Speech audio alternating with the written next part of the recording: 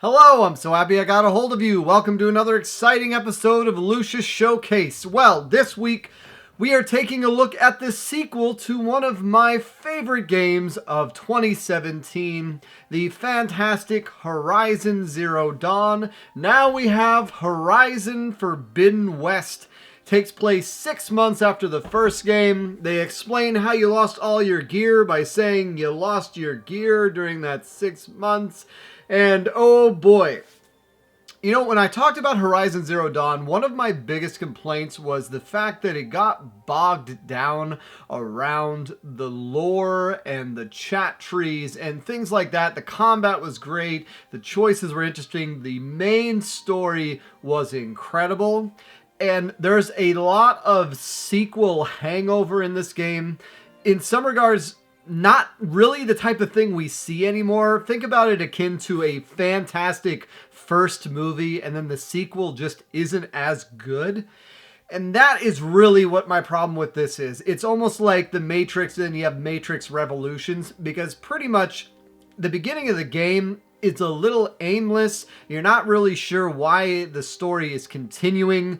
They more or less make the first game story not really the climax. You find out, now there's going to be some minor to heavy spoilers in this. So I'll get to that in a minute, but let me touch on it first.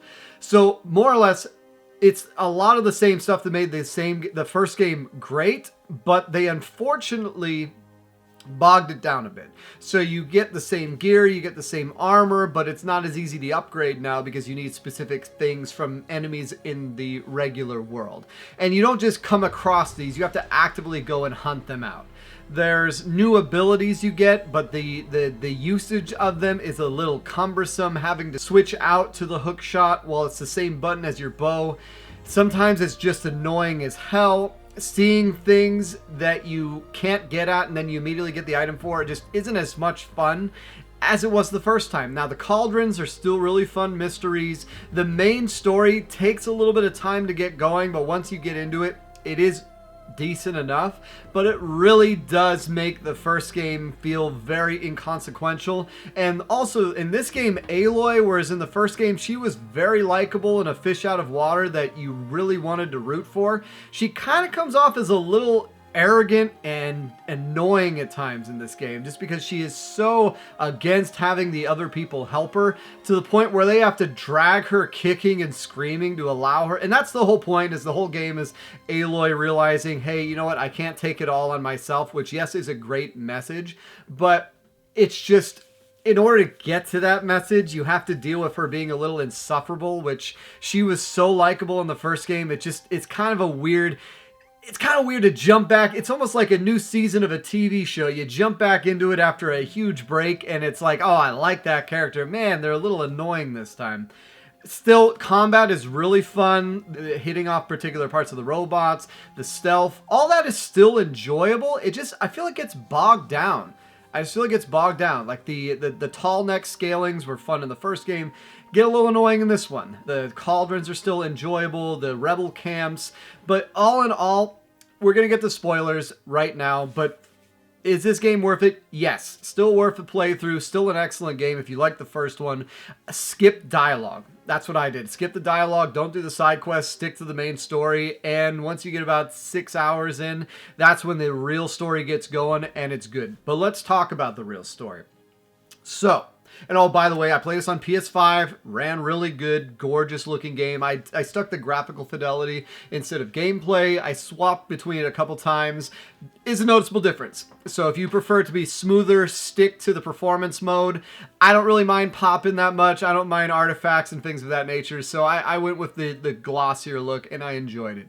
But my God, can they let the first game breathe before they dismantle the whole thing? So what happens is they do more big bad changes than Game of Thrones Season 8. So pretty much the beginning of the game, you find out, oh God, Hades isn't dead. And then you realize, oh, Silence saved Hades. So now Silence is the villain. Then you meet up and you get to the Forbidden West, which really is just the same kind of tribes you've been dealing with. The Chara tribe, whatever. There's nothing real distinguishably different about any of these people. It's just another tribe, but to the western part of the United States. And they have a big bad in Regala. Oh, she's controlling robots. Oh, she might be working with Silence. Okay, Regala's the big bad. No, swerve. The Far Zeniths, I guess the original humans that are 1,000 years old that traveled back and they left the Earth originally when this all went down, came back to Earth to now destroy the Earth. They're trying to get Gaia, which you're trying to put Gaia back together. Gaia is the Earth terraforming system. So they're back. And no, oh no, Hephaestus. Hephaestus is the evil one. That's the one making the robots. Oh no, wait, there's the Quen. The Quen are from the Far East, and there's these cult of personalities about Ted Faro. And oh, Ted Faro's still around. Like, just, my God. And then, that's not even it. At the end of the game, oh wait, one of the people that was on your side is now actually the main villain. It's Carry-On Moss. Okay, and then, Nemesis. Another nameless entity. Nemesis is actually the big villain and actually was the one who sent the mystery signal that sent off Hades in the first game. Oh, and by the way, there's a clone of Aloy. So there's two Aloys, which is fittingly, the other one's named Beta, which really is just a waste of space. And the base is fun. I did enjoy the base, but really it's just, God, give me a clear and concise story. It takes so long to get going. Finally, when you get the base and you have Gaia set up, and then it's like, okay, go after Poseidon and and Demeter and Aether. Great. And then it's like, oh, we also have Eleuthia and Apollo and all these. Like, that's cool. That's video game design. I can get down with that. But still, and then Hephaestus needs to be tracked. And then the way you can't do Silence plan, which Silence isn't evil. He's just doing his own thing and doesn't trust you. And I mean, it's just, they have such an interesting world, but they crammed in so much. Like the Far Zeniths, I feel like you didn't need to go that way. I feel like you didn't need to introduce these space people that were around from the very beginning and have a clone of Aloy. It just really felt like you were jumping the shark already in the second game. When you have this really interesting villain in Regala controlling the robots and how Silence is interacting, and then the Quen, which come from across the sea, almost a little Wheel of Time with the Cientian. Where do they come from? They have these really old focuses that don't have an update to get to the later files of the 20th century, so they call them the Forbidden. It is really interesting. Like, I'd much rather have seen something like that than the Zeniths, because then it's just, how are you going to compete? These people are using sticks and stones, and yes, they have an interesting way of going about it, but it's almost like, I feel like they wrote the game from the end to the beginning, and it's like, okay, here's where we want to be, and obviously they're setting up a third game. They're setting up a third game with Nemesis being the true big bad, which Nemesis destroyed this race of 1,000-year-old humans in a night, and how the hell are you guys going to stand up to him? And yeah, it'll be interesting, I'm sure, and I'll still play it, because the gameplay is still solid, but man, everything that made the first game fun, I feel like they made it a little less fun in this one. The skill trees in the old game were a lot more interesting, the points you spent meant a lot more. In this one, you get an ultimate that loads up, but they're called Valor, I believe, and I just didn't find them that interesting to play with. All of the upgrades were increased percentages or increased this or that. It didn't unlock any new moves. The reagents were always so scarce. I would run out of healing herbs constantly. Meanwhile, I would have 50, 60 in my bank. Let me hang on to them. Don't send the extras to the bank, because what happens is that you're out in the field, you run out of arrows because you don't have the ice arrow things anymore. You don't have the super shots. You got 500 in the bank, but you can't get to the bank. And it's just, why do you make it this cumbersome? It's an interesting game. Get out of your own way. They even introduced the ability to have the hang glide from Breath of the Wild, which is really cool. They have a flying ability now. You can override other enemies, which I never really got into because you don't find anything. You don't. I wasn't able to upgrade anything. You don't find weapons. You barely find gear. Like, I get it. I get they want you to do the economy, but I don't want to go hunt all the cute forest creatures to get items. I don't want to go out and have to find, like, all the robots are just in packs.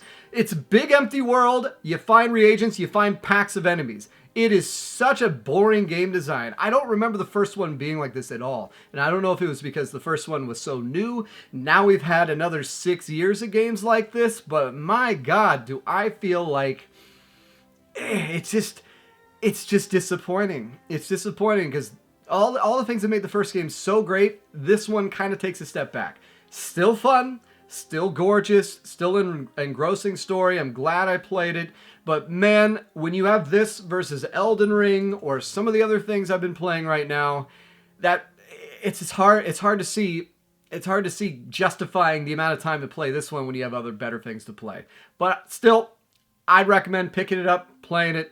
Got the PS5 free download if you ever pick that up.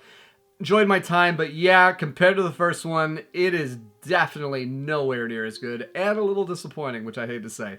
But that's what you got this week. Let me know what you thought of the game if you've played it. Let me know if you're going to pick it up. It's been so nice getting a hold of you guys. Take care.